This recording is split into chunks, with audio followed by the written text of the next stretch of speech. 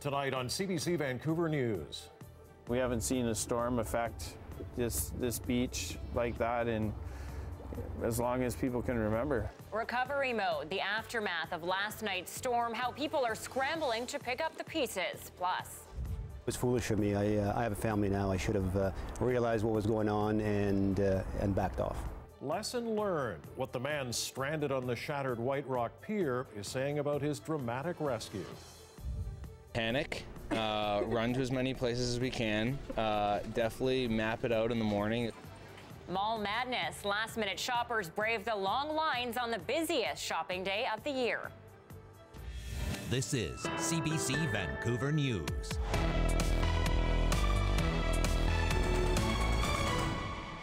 Good evening. Destroyed homes, grounded ships, water shortages, and an iconic pier seriously damaged. The impact of yesterday's deadly windstorm has people picking up the pieces across the south coast and Fraser Valley tonight. So I feel bad for these people in their houses around Christmas time, but yeah, they said that I could pick up anything that's been cut down and piled away from the trees themselves. In Vancouver, one man making the most of a bad situation, sawing some of the branches to fuel his wood-burning fireplaces. The wind tore trees out by their roots, and for homes suffering thousands of dollars in damage, it could take months to get it all fixed. Wind gusts of up to 144 kilometers an hour were clocked in some parts of our province, according to Environment Canada, strong enough to leave behind a huge mess and more problems today. BC Hydro estimates more than 115,000 customers are still experiencing outages tonight, and that could take days to repair. The storm's wrath was felt in many areas, as you saw, but images of the destruction in White Rock showed just how powerful it was. That community's famous pier was badly damaged, and a man left stranded on it had to be rescued by helicopter. Tonight, White Rock's mayor says the pier will be repaired, but as the CBC's Tina Lovegreen tells us, that could take months. Quite the day. That's just letting us know that old Mother Earth runs the show. Jeremy Birch has been dealing with nature's wrath since 2 a.m. He's here to clean up the tangled mess of boats. This is a doozy. This is a doozy. They've managed to move 6 boats. Another 10 are still missing. They know at least 24 boats tore away from the dock. Tight to the boat. Several boats have washed up on shore, completely destroyed. Pieces of them scattered all along the water or tangled in the pilings. It's a bit traumatizing. It's, you know, to me it resembles a plane crash. I've never seen this many boats damaged and our community pier damaged. The whole town has moved from response to recovery. I'm just trying to help clean up. Yeah, I live here. I just live up the hill. The Coast Guard was on the water assessing the damage. The mayor reiterating the extent of it. I've lived here 50 years. I've never seen a storm like this. I've never seen the devastation like this. He described yesterday's howling winds and wicked waves as a horrific event and asked people to stay away from the shutdown pier and watch their surroundings. It is for your own good. Yesterday, a man in his 40s had to be rescued by a helicopter, winched to safety after getting stranded on the wrong side of the collapsed pier. Today, he is still shaken by the harrowing ordeal, but thankful. It was an experience, one I don't want to repeat, and I'm kind of ashamed to have caused all the mayhem just to get the guy off the pier. The storm hit quickly, taking everyone by surprise, but most shocking is what it left behind. The mayor has vowed to fix the pier, which will take several months. You can imagine it's going to be into the millions. It doesn't take very much these days. In the meantime, locals worry what a destroyed landmark could mean for future business. Tina Lovegreen, CBC News, White Rock. Also worth noting, the powerful storm has also damaged the Burlington Northern tracks along the White Rock shoreline. That means all traffic is stopped. That includes Amtrak service from Vancouver down to Seattle. Crews are shoring up and stabilizing tracks, hoping to reopen service as quickly as possible. And I want to point out, coming up later in the show, Mike will have a sit-down interview with Oren Perry. He was the man you just saw there in Tina Lovegreen's story. He was the one who was trapped on that White Rock Pier when it collapsed. And to the Fraser Valley now, also badly hit last night and today. Yeah, crews everywhere have been clearing trees from roads, lifting branches off cars, and working to restore power to thousands of hydro customers. Our Jesse Johnston reports. You usually don't see wood chippers out before Christmas, but city crews spent the day scooping up fallen trees. Some of those trees did more damage than others. In Abbotsford, luckily, when this car was smashed during the peak of the storm, no one was inside. Across the street, the wind toppled a tree into these power lines, a familiar sight throughout the South Coast and Vancouver Island. At one point, 300,000 hydro customers were without power. This brewery in Abbotsford was left in the dark for nearly 24 hours, but as long as they had daylight, they were serving beer. We got the generator up and running, and we were able to keep some production going, but we were able to keep the beer flowing and serve the customers. It's not ideal for a business to shut down during the busiest season of the year, but the owner isn't complaining. Oh, it was a great feeling. You know, it's a little cozy, and everyone's happy to have a little Christmas cheer. It wasn't too bad. We were able to keep all the beer that was in production safe, and we didn't have to lose anything. It's easy to remain positive when you remember how rough some people have it. People who had to tough out the storm outdoors. Oh, it was roaring. It was very loud. As the wind hit the sides, it shook everything. Her night was sleepless, but the shelter she built out of wood pallets held up well enough to keep her safe. I had some of the wind from the storm tear out one of my walls. It totally ripped out one of the front walls. When the wind was howling and the trees were snapping, it was a terrifying night for those who lost power, and scarier still for those who never had it to begin with. Jesse Johnston, CBC News, Abbotsford. We now know it was a woman in her late 20s who died from a falling tree in Duncan yesterday, and that she was inside a tent in a wooded area. The tree came crashing down just before 11:30 in the morning. In total, 5 people were inside it when it happened. 2 men were also injured. The extent of their injuries has not been released. The woman, who had already died when officials got there, has not yet been identified. No more details will be released until her cause of death is finalized. And the windstorm has also sparked a serious water shortage in the city of Nanaimo. Residents are being urged to cut back on consumption after damage to the local water treatment system. Renee Filipponi with that story. The message is clear for residents and businesses in Nanaimo. The massive storm has created a water shortage. We're not going to let any of the taps run or anything. Just if we have to wash something, we'll wash it quickly. The city is asking people to use as little water as possible, which is making life difficult for some. Absolutely no shower, no laundry, just, a tiny bit of water to drink. And as I said, a lot of people out on the search, I'm seeing people around where I live bringing the big barrels of water because they're not sure how long it will be before we can readily access water again. Those high winds yesterday took out power to this water treatment plant. The generator kicked in, then that failed too. We had a generator fail. It was just basically a fan belt that blew.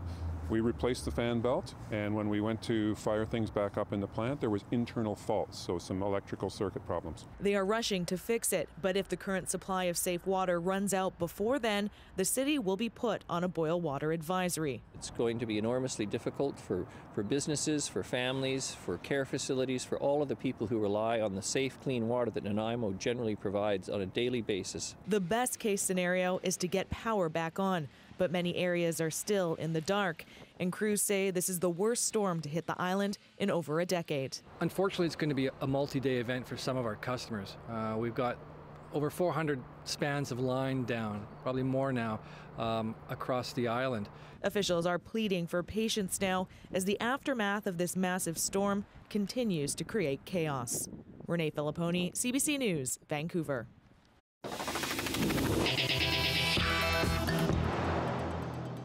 Convicted animal killer Kayla Burke is back behind bars for allegedly breaching her conditions.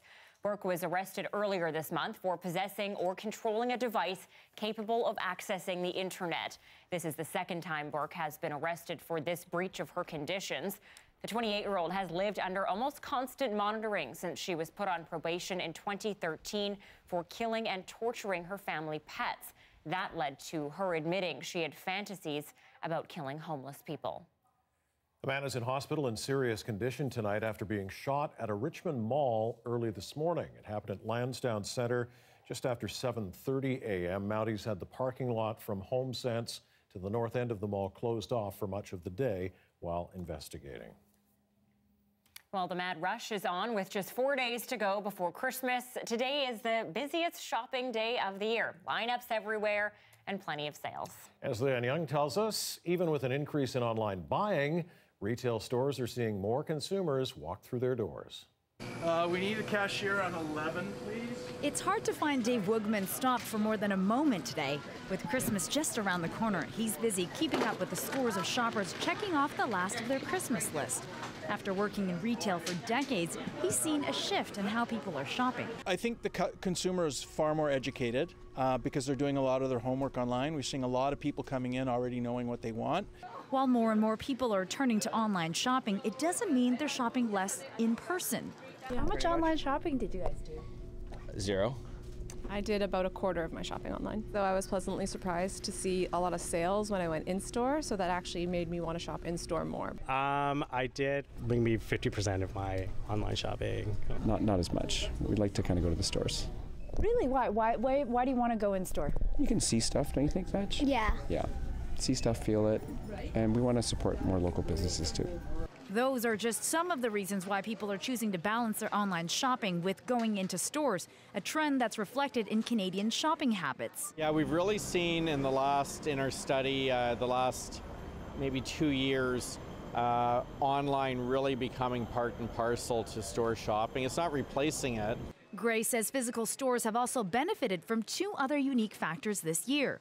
Canada Post strike and other delays and mistakes in orders are actually creating a little friction for shoppers. They're having problems with their deliveries, which is probably bringing some traffic back into stores. It's all good news for retailers hoping to cash in on the holiday rush. Even though today is supposed to be the busiest shopping day of the year, if you haven't picked up everything on your Christmas list yet, you can be sure this weekend won't be any quieter. So be patient as you battle the crowd so you can make sure you stay on Santa's nice list. Leanne Young, CBC News, Vancouver. So you're all done, right?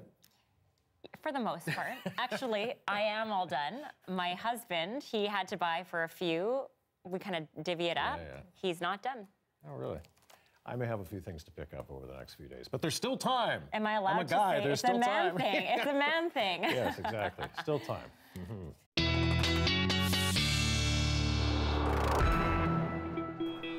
And not too much rain for those shoppers out there No. today. Amy Bell is here now with a look at the weather. Yeah, today was the day to get out there without getting too wet. We had a gorgeous sunny day to start at least, but we did see those clouds coming in later on, and we're really seeing that temperature dropping. So it's a much cooler air mass that has come in over us. If we can get a look at those temperatures, we'll see that we're even dropping down to 0 already in Victoria. We won't get quite that chilly later on, but certainly riding close to the line. And what we are going to see over the next 24 hours is a return to the wet weather. In fact, later tonight, we'll start to see that rain falling. But with these cooler temperatures, we could see it falling as very wet snow just at those higher elevations briefly, sort of overnight and very early tomorrow morning before the sun rises. Of course, tomorrow, the first full day of winter. It officially hit today at 2:22. So we'll even see a little bit more sunshine tomorrow, but certainly we are into a very wet stretch for the next several days. Once the rain hits, it's not really going to let up until Monday. Tomorrow, in fact, I'd say on the conservative side, about 20 millimeters, but some areas will see more likely 30 millimeters of rain by Sunday morning. And then Monday, we actually will see things drying out in the evening. And Tuesday, for Christmas Day, it looks to be a sunny one, but definitely not a white Christmas. I'll have all the details coming up, though, for the entire province in just a bit. We'll take the sunshine. Thanks very much, Amy. You're welcome. And if you are just joining us, remember you can catch up on anything you missed online. Just follow the link on your screen right now to visit us on YouTube. You can also find us on Facebook by searching CBC Vancouver. Watching online, pretty much the perfect option when storms like the one we had yesterday knocked out power and you just can't watch on TV. As long as your phone's charged. Exactly. Coming up, Justin McElroy visits the town of Mission, where the new mayor is on a mission of her own to keep commuters closer to home. And it's one of Vancouver's most popular drinks, bubble tea. So what happens when big bubble tea chains move in on the local market? We'll fill you in next.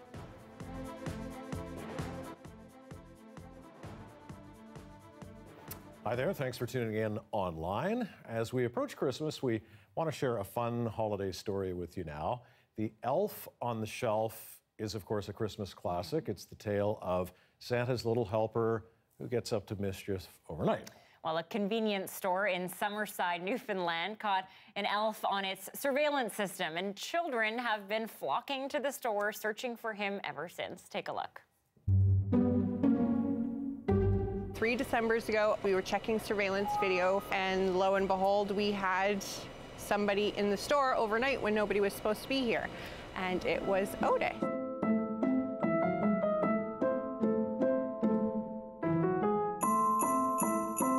So what are you guys doing here? Well, we come here to look for Otis and be on the news. And to be on the news? Smart. Where was Otis today? Over by the Coke machine that makes it into a slushie. He hides all over the place. Like where? Like right there. He hid there yesterday, and now he hid there again. Hidden in the chips. The refrigerator where all the drinks are.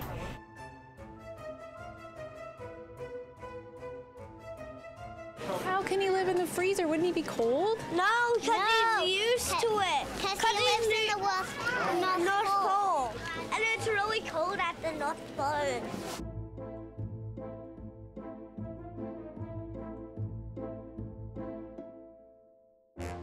Do you think he has a sweet tooth? Definitely. What's his favorite food? Probably Coke or slushies. Candy canes! Candy canes! Otis is a big sugar fan. I guess you have to be living in the North Pole, living off candy canes and cookies and gum-gums and all kinds of stuff. So yeah, Otis loves the sweets. They come in looking for Otis. So Otis's videos launch every morning at 7 a.m. The deal is you come into the store, you can check the video for hints, or you can just come in and look. Once you find Otis, you fill out a ballot, and Otis has a draw for a huge grand prize on Christmas Eve. This might be my favorite story of the last few weeks. Yeah, we got to head there and find Otis. Absolutely, and he looks exactly like the elf on the shelf. Strong resemblance for certain, yes. Well, before we get back to the news, a programming note for you. On Christmas Eve and Boxing Day, our show will only be half-hour long, and they'll be hosted by me, not Mike. Yes, and on Christmas, no local TV news, but there's lots of places to find CBC News, of course, on that day. We'll be back to our regular programming on Thursday. Am I here? I'm not here next week. You're here on Thursday and Friday, yeah. We're splitting it up next week. So enjoy your Christmas holidays. We'll be right back.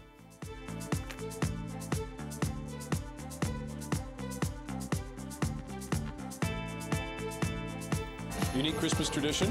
Share some food, sing some songs. Firing up Roger Whittaker on the LP. It's family time. Cranberry sauce is a must.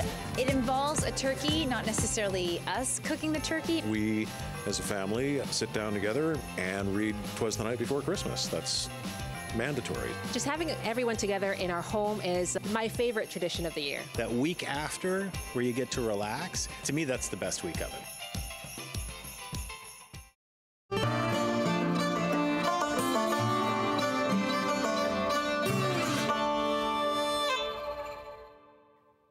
Well, it's been known for decades as a bedroom community. But for the Fraser Valley town, Mission, they've elected a new mayor who has envisioned a future in which Mission residents can stay and work closer to home. This week, Justin McElroy made the morning drive in the opposite direction. So what time do you start your commute in the morning?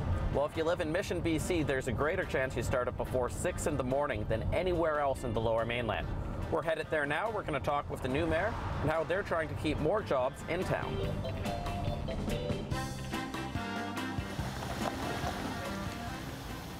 Historically, these are the sort of jobs Mission is known for. Heavy industry on the banks of the Fraser River. But as Mission's population has grown, the number of large employers hasn't. We have 65 or more % of our population, working population, leaving every morning. And that doesn't help build community or that sense of community, and it's a problem. 7 in 10 Mission residents work outside the city, and half of them start their commute before 7 in the morning, more than any other Lower Mainland municipality. So we've got the river, we have the rail. So this makes us perfectly poised for industry looking at relocation. We have probably 3 calls a week from industry in Vancouver. They want to be closer to their employees. The jobs they need in Mission, big business. The 4 biggest employers are government branches, and you can count the number of companies employing more than 200 people on one hand. You know, our membership base is that small business base, but you know, there's been interest for larger business to come here, but there hasn't been the space to accommodate them in terms of industrial or commercial land or space for them to move to. We have to turn away many of those because we don't have the flat land that they are wanting, but we have a couple of ideas that we're working on. And attracting more business could ultimately mean a more cohesive community.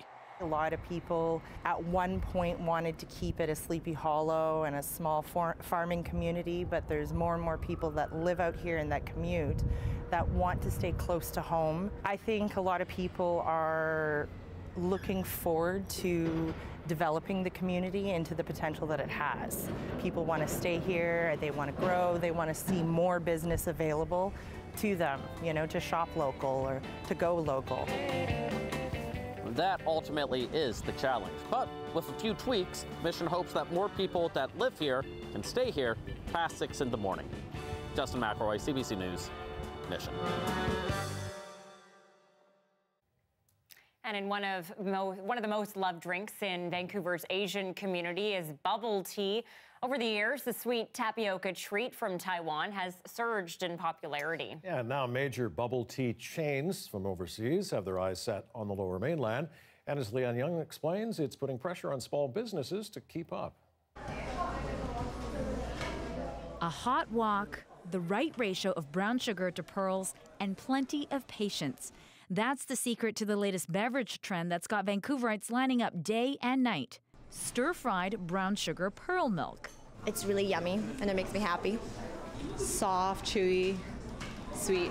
Xingfu Tang opened 2 weeks ago on Canby Street, making its Canadian debut.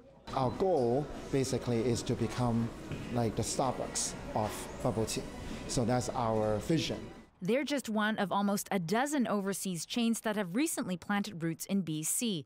It's a shift from the mom and pop shops that have traditionally dominated the bubble tea market, stores like Peanuts. Alice Wu opened in 1994 after immigrating from Taiwan to Richmond. I think during those 24 years, you can see lots of a shop open and close. But right now, this couple years is a big change. So lots of people, they bring up the chain store here. In light of the shift, Wu says she's tried to reassure herself.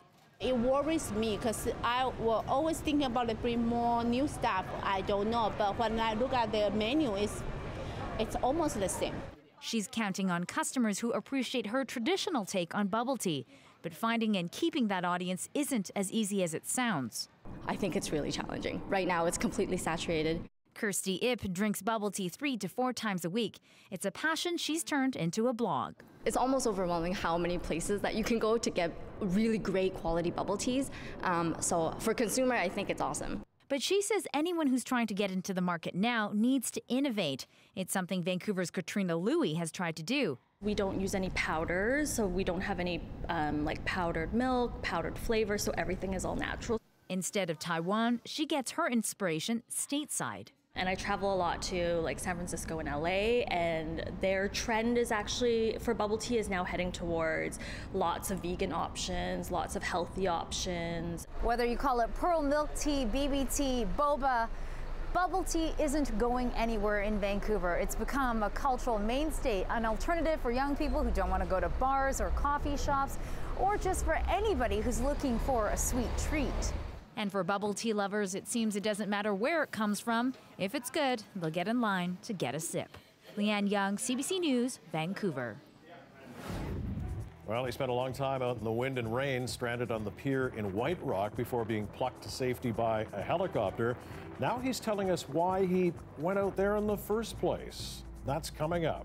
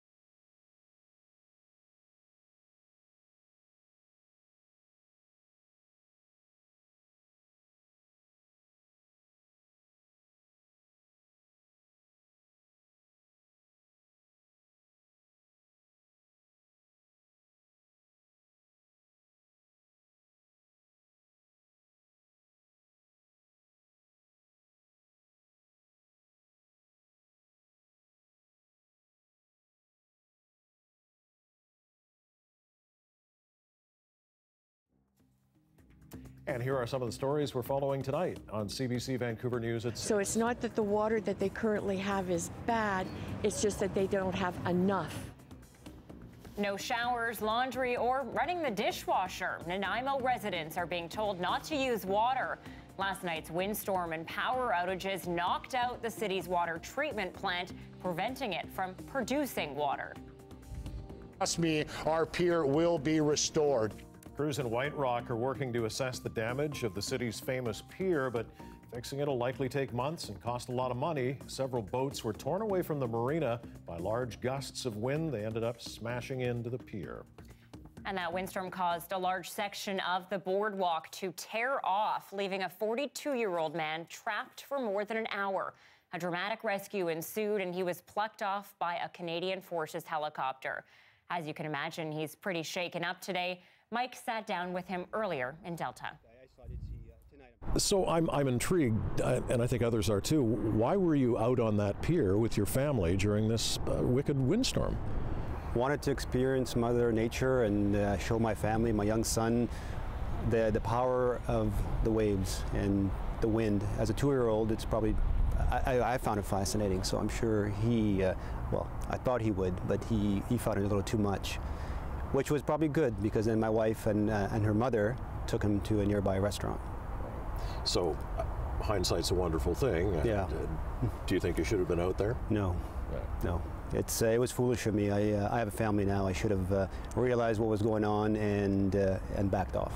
All right, walk us through what happened. You're out on the pier, and you're obviously out there alone at one point.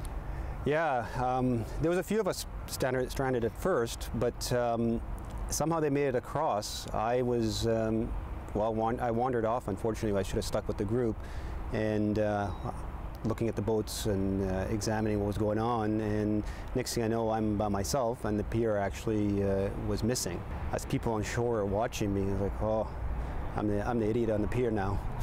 Right. Well, you look pretty lonely out there, I must say. Yes. Did you ever fear for your life at that point? No, I always felt safe. The section I was standing on was very secure. The waves weren't hitting it. I wasn't getting drenched anymore. And then you hear the welcome rotor blades of the rescue helicopter. Yes, well, the RCMP texted me. They got my number from my wife, and they texted me and said it was coming. That was a relief. And what about the rescue itself? It's not every day one gets plucked off a pier by a rescue helicopter. No, that was, I've always wanted to ride in a helicopter, not dangle under one. Yeah, it was an experience, one I don't want to repeat, and I'm kind of ashamed to have caused all the mayhem just to get the guy off the pier. So talk a bit about getting the guy off the pier. What did they do when they got down to you? It was very quick. He put the strap around me and told me to keep my arms down, and off we went. It was very structured. He knew what he was doing. You know, I have to thank him very much for that. And no doubt your family was relieved to see you on the other side of the pier. Yes, and I was very happy to have my wife waiting for me at the end of the pier. I needed that hug. So I think you've alluded to it, but I don't get the sense that you'll put yourself in this kind of situation. No, no. I should be a smarter father. Good of him to chat with us today. Obviously very difficult. Some of the video that you saw in there was he actually shot that from his position on the pier.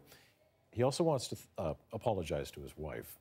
He forgot to mention that in the interview. Probably a good idea. He wants to apologize, so there you go. Thanks for talking with us.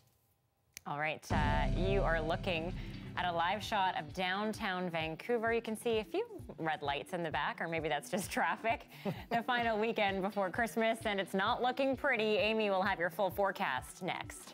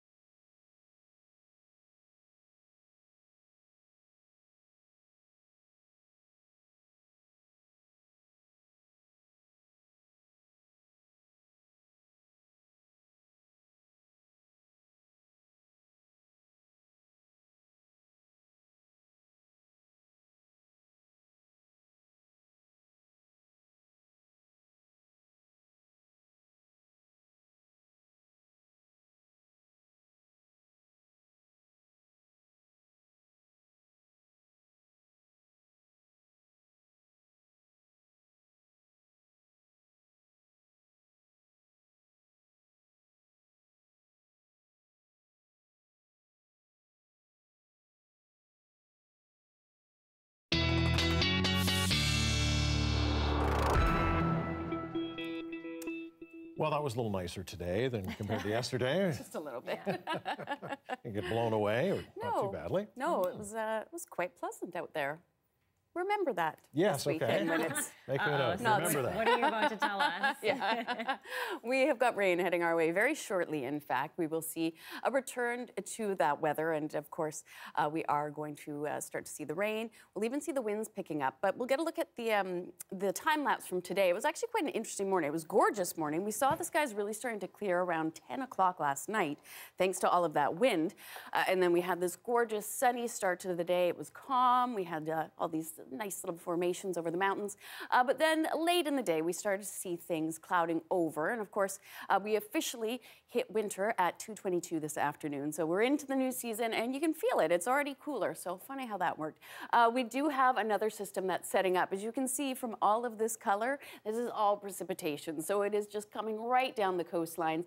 And as it moves its way in Saturday, we're going to see very heavy rain here for the south coast, for Vancouver Island, and then quite a bit of snow will begin to fall as it shifts into the interior. I would say when all is said and done, we'll probably see about 20 to 30 millimeters by Sunday morning. So we'll take a look at how that played out. What we're going to see, though, in terms of precipitation is we're going to see quite heavy rain right around Vancouver proper, a lot of rain falling along Vancouver Island. In fact, we do still have some wind warnings up for areas around Tofino and Comox.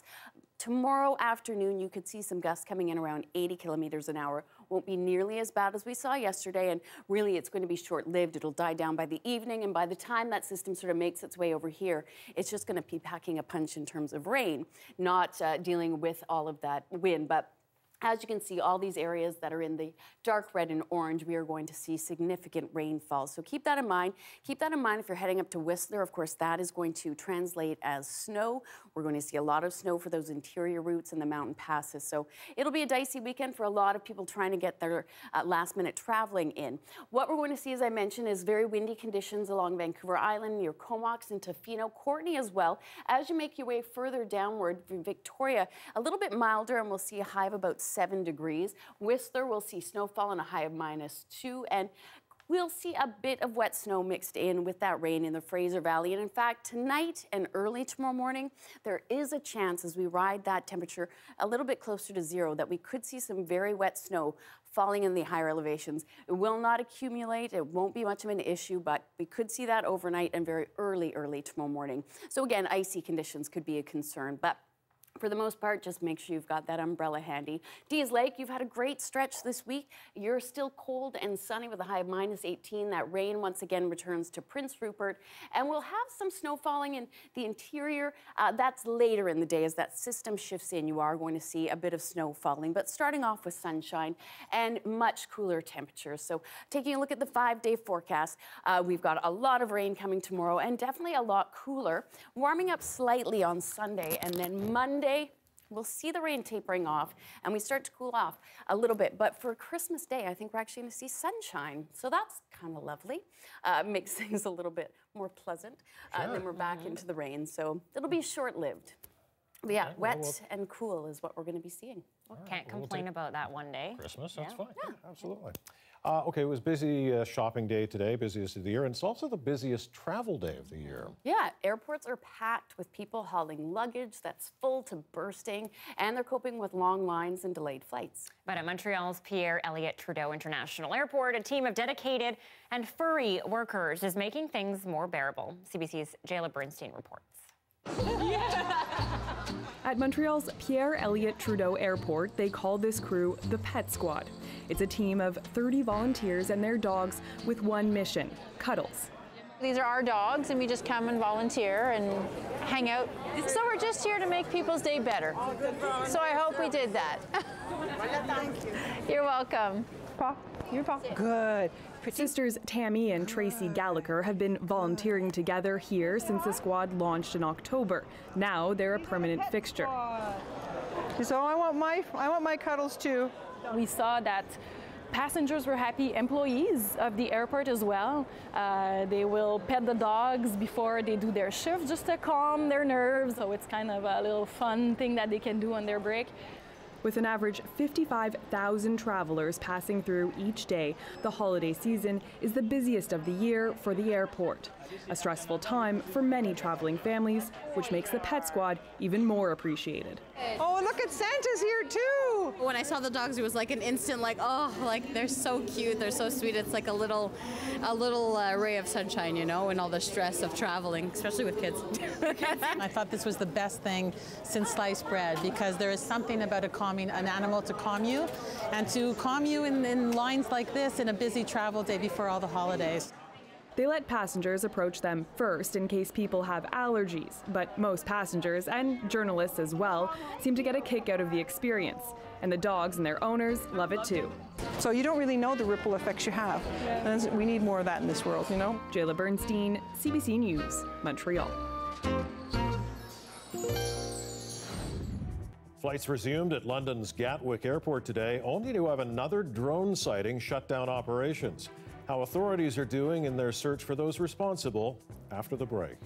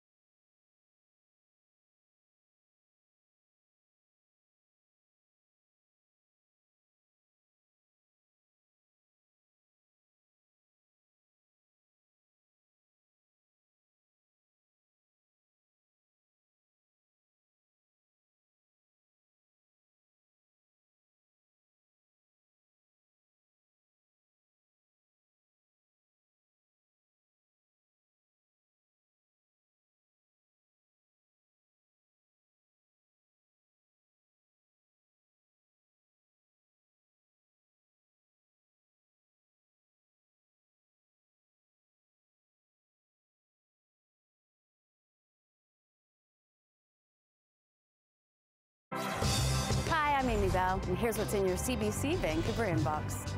Celebrate the holiday season with CBC and special programming on TV, radio, and online. Check out the schedule at cbc.ca/holiday.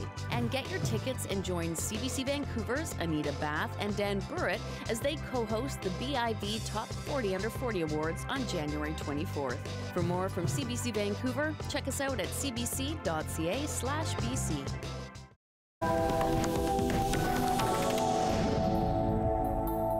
To the UK now, where British police say they have a list of possible culprits for those drone crises at Gatwick Airport. The country's second busiest is trying to get back to normal after days of travel turbulence. Flights have resumed on Gatwick's busiest day of the year, but it hasn't been without some bumps. Briar Stewart has more. The busiest travel day of the year began with good news. Flights could once again take off and land at Gatwick Airport. Passengers like Larissa Sherman, whose flight was cancelled yesterday, was relieved when she heard she and her boyfriend would be able to get out today. We're very excited to get back to Ottawa and get back to visit family and friends in Canada. While tens of thousands of passengers were able to get on to their destination, early this evening it all came to a halt again for about an hour after another confirmed sighting of a drone. This footage appears to show one of the several devices that have been seen over the runway. The level of malicious criminal behaviour, the level of sustained disruption has been not seen before. And it's that scale that has been difficult to respond to. That's why the military was brought in with specialized equipment, which officials say has helped to ensure the airport can keep operating. But travel is not yet back to normal. What happened at Gatwick shows just how vulnerable airports and passengers can be if someone with a drone is intent on causing a disruption, which is why there's now a lot of conversations going on about how to be better prepared. Police and airports across the UK will be reviewing their protocols, and they're taking a closer look at just what technology is available and what it can do. Today I've had about 10 calls with 10 different airports. Amit Zamani sells sensors to governments and airports. He says in the UK it's illegal to do anything that would bring down a drone, which is why he says his company's product does the next best thing. If I have a drone and it's flying into the flight path of the airport, then what we need to do is very quickly be able to identify the location of the pilot and the location of the drone. And that is what has been so challenging here. The police investigation is continuing, while passengers are just trying to get on their way. Briar Stewart, CBC News, London. And we are learning tonight about an arrest in those Gatwick drone incidents. Sussex police say they have made 2 arrests in connection to the illegal drone activity. We will have the latest on this tonight at 11 o'clock.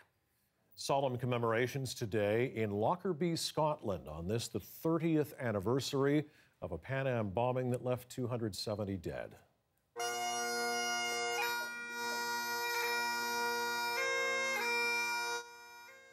Wreaths were placed at a memorial with the names of all 259 aboard the aircraft that exploded over the town of Lockerbie on this day in 1988. 4 were Canadian. 11 people on the ground were also killed. It remains the deadliest ever militant attack in Britain. A Libyan intelligence officer was jailed for life in 2001 for his role in the attack.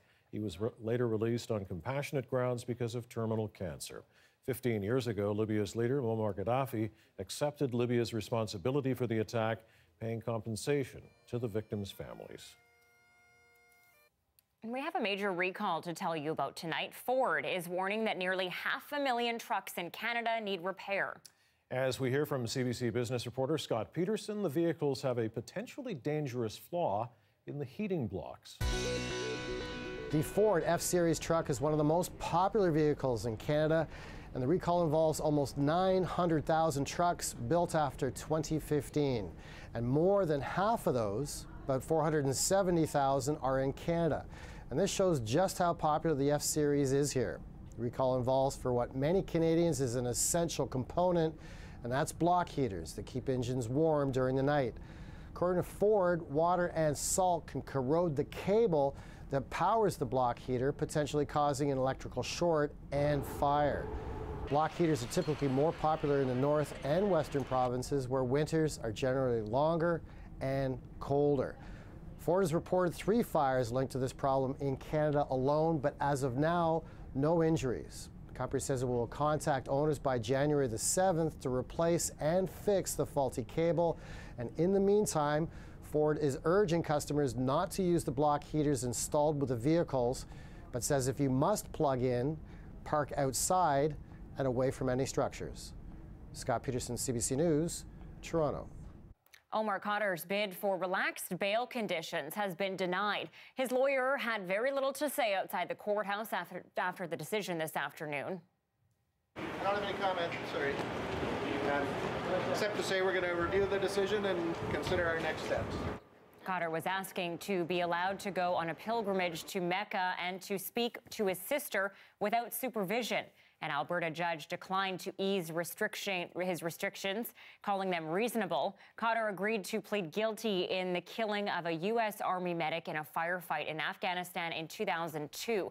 He was just 15 at the time and was taken wounded to Guantanamo Bay. Khadr says he only confessed to get out of U.S. custody and into the Canadian justice system. He was released on bail in 2015, pending an appeal of his U.S. conviction. That process remains stalled, and Khadr remains on bail. Key U.S. allies are expressing concern a day after U.S. Defense Secretary Jim Mattis handed in his resignation, a move that's regarded as a criticism of Donald Trump's policies. And even some of the U.S. president's supporters at home are worried. The CBC's Ellen Morrow has more from Washington.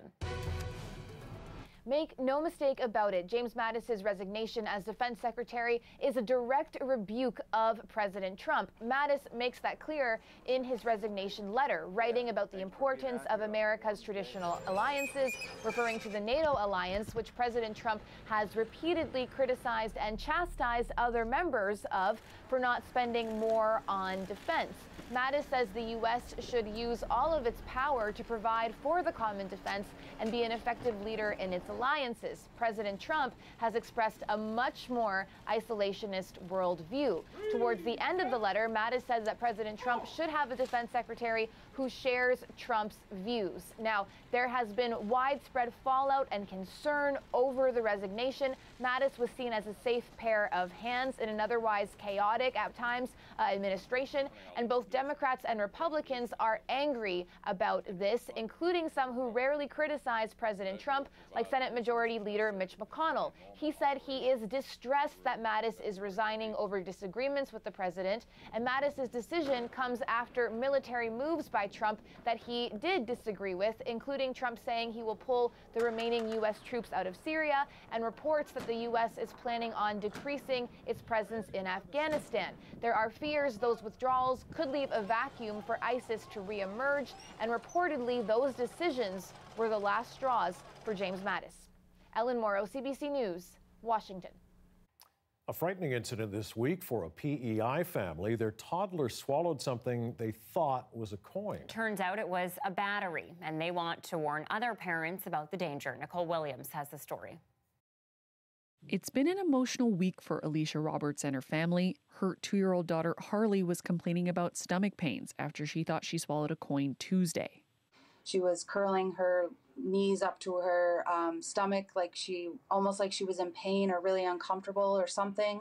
And she was crying, like little bits of crying, probably 2 to 3 times almost every hour on Tuesday night. So I knew there was something not right, but I was still like, maybe she's just uncomfortable from this coin. Roberts had called PEI's telehealth number and was told that if it was a coin, it would pass on its own.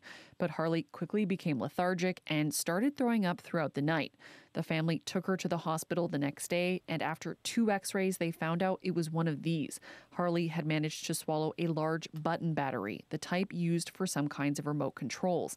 After that, Harley was rushed to the IWK in Halifax to get the battery removed, but doctors discovered that the battery was still live and lodged between the walls of Harley's esophagus and the entryway to her stomach. It was also very close to her heart.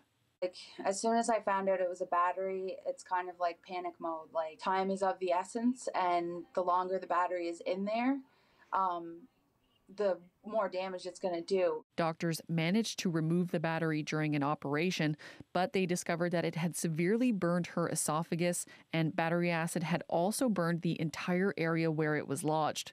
Harley can't eat or drink anything and hasn't done either for days. Doctors have set up an IV to get Harley some nutrients. There will also be a dye test to see where holes might have been burned inside of her. And through it all, Robert says it's been a difficult lesson. We didn't know it was a battery. There was no reason for us to suspect it was a battery because there normally isn't batteries around our house like that, but you just never know what your kid is going to find. Now the family says they're unsure about what Harley's recovery will look like. They say they'll be at the hospital over Christmas and possibly sometime after that. But through all of this, Robert says she has one message: to make sure that parents don't leave any loose batteries lying around, dead or alive. Nicole Williams, CBC News, Charlottetown. All right, are you ready for an underwater superhero? Next up, Eli Glasner weighs in on Aquaman, featuring the lost city of Atlantis.